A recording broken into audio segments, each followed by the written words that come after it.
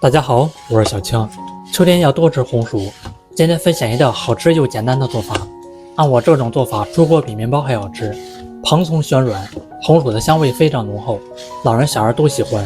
做法简单易学，喜欢吃就赶快收藏起来试试吧。首先准备一根红薯，刮去外皮，清洗干净，再切成薄片，切得稍微薄一点，方便蒸熟。再放入盘子里面。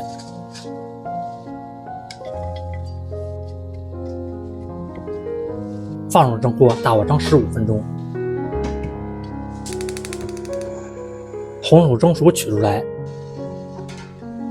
倒入一个大碗里面，再用压泥工具压成泥。我每天都会分享一道家常美食食谱，感谢您在影片下方为我点个赞及订阅支持一下，非常感谢您。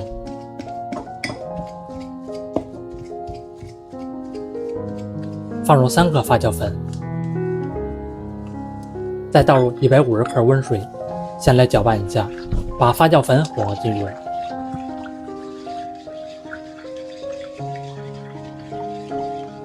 接着再倒入200克面粉，继续来混合均匀。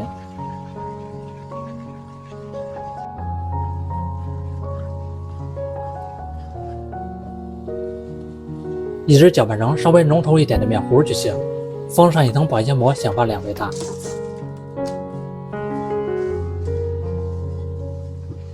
准备几个红枣，先去除枣核，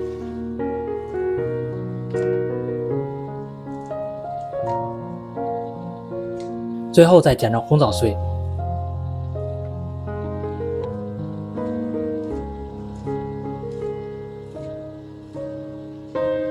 这个时候也已经醒发好了，来看一看，里面都是蜘蛛网状。再倒入红枣，来搅拌均匀排气。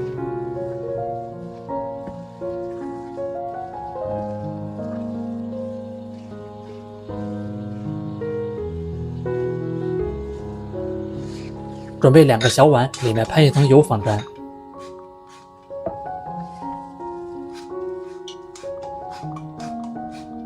再倒入面糊，倒入8分满就行。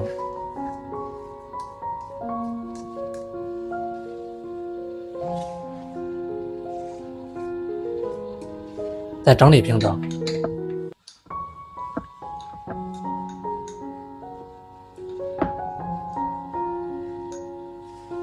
放入蒸锅里面，先不要开火，醒发10分钟。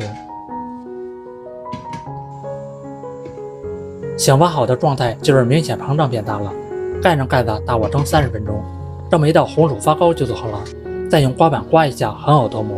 这样做出来的红薯发糕香味浓郁，吃起来的口感蓬松暄软。学会这样做，真的比面包好吃，健康无添加，老人小孩都非常爱吃。